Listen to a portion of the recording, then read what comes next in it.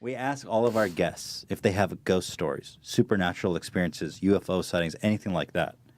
You don't need to get too deep. And if you don't, you can say no. That's perfectly fine. But do you have any supernatural experiences? You do? All right. You do. Do you mind sharing it? I have two. Okay. Oh. I've got to figure out which. I'll share you the one that's funnier, I think. Okay. Okay, so I went to Nashville and to a scientific conference, and I looked online to book a hotel, booked a hotel, and then I went down to Nashville, and my former graduate advisor was coming, staying in the same hotel, but he didn't come with me, and a student of mine who had become a professor was also coming into town. Okay, so I got to this hotel, and I didn't know that Nashville, that had been hollowed out, like the downtown wasn't good. There were lots of abandoned buildings. It was pretty crime-ridden, not a fun place.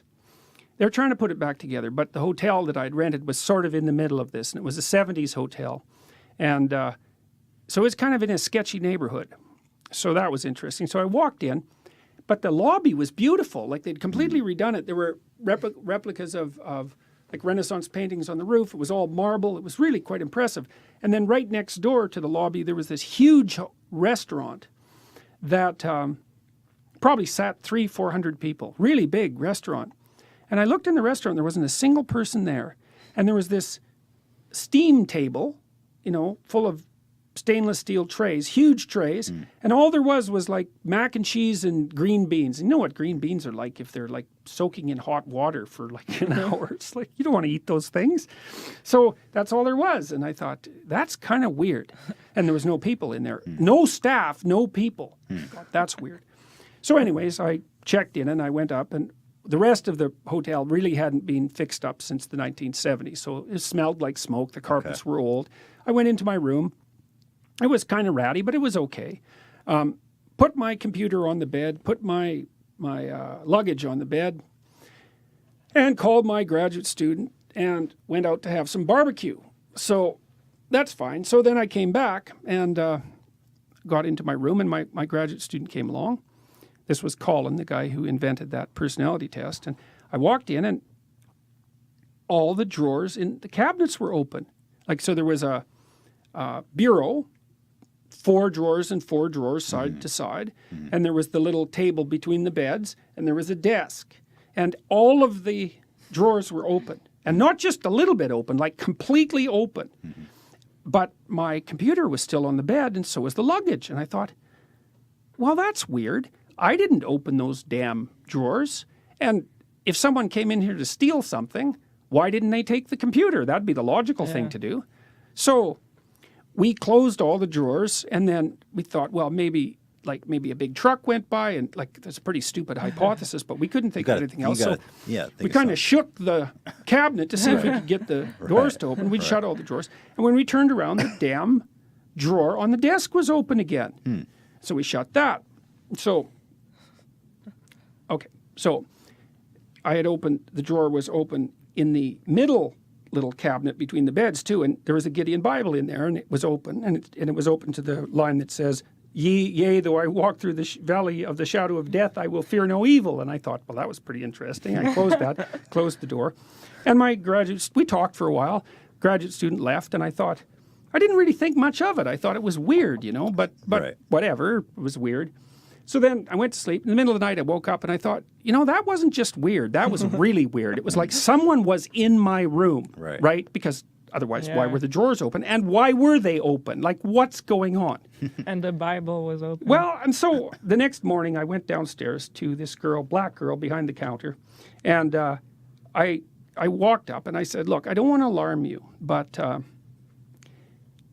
I went out last night, and when I came back into my room, all the drawers were open. I think someone was in my room. And she said, I don't want to alarm you, but we know this place is haunted. And I always come to work with a baseball bat.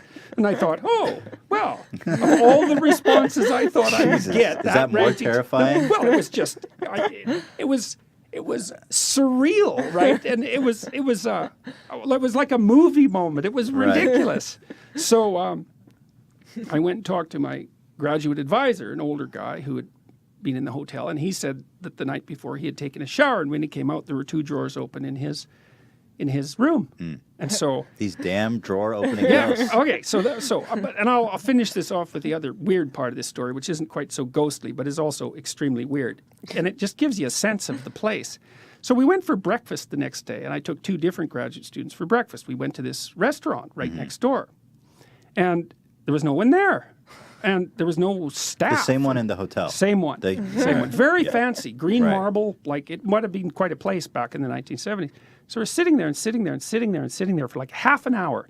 And finally this waiter walks by and we stop and we say, well, do you have any menus? He says, well, we don't have menus. And I said, well, what do you mean you don't have menus? He said, you can just order anything you want. What? And I said, well, you mean anything? He said, yeah, you just order anything you want. We'll cook it. That's so weird. Okay, so we ordered eggs and breakfast, right? Right. Well, we'll have breakfast. How would that be? So then we're sitting there talking, and we waited, and we waited, and we waited, and we waited. It was like 45 minutes, 50 minutes. Nobody's there. No one's there. No, No they're one's not there. cooking for Nothing's anyone else. happening. Yeah. Finally, he comes out with these plates, and he puts the plate down in front of me, and it's quite nicely garnished, and there's 2 eggs on it, and they are, I swear, they are raw. They have not been cooked. And I looked at him, and I looked at the plate, and it was the same with the other 2 people that were there. They gave them eggs that had just been put on the plate. What? He said, well, Cracked cracked right on. It wasn't like they were undercooked. They weren't They were white with just- some clear on the top. Right. They were raw. Right. But nicely decorated. Sure. I thought, That's so well, weird. what the hell? What the hell? We said, okay, look. Like, we called him back, or we said, these eggs are raw. They're not cooked. It's like, what's going on? He said, oh, we'll fix that. So then he went off into the kitchen, and it was like 20 minutes later, and he brought it back, and they were cooked. And so we'd been in there for like 2 hours by that point, late for the conference, and I was laughing to my students. I said, well, the only thing that could possibly top that off is if it was ridiculously expensive. So then he brought the bill. It was like $83. Oh, wow. Yeah, so, well. so But that's- was he a ghost? well, I don't know. Well, he wasn't a waiter, that's for sure, and he certainly wasn't a cook.